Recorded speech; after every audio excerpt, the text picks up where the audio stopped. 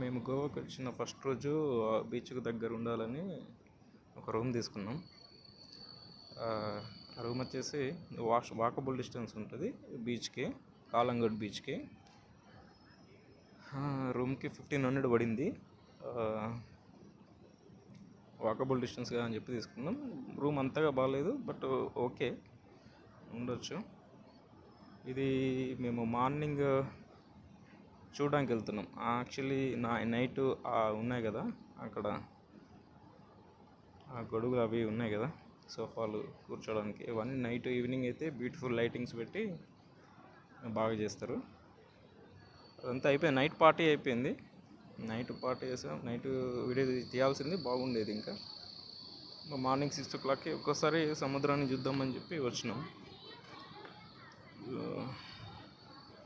సముద్రం వ్యూ వచ్చేసి ఇట్లుంది. ఇది మార్నింగ్ 6-6:30 ఆ టైంలో, ఎవరు లేరు కాలంగడ్ బీచ్. నైట్ భలేగా ఉంది.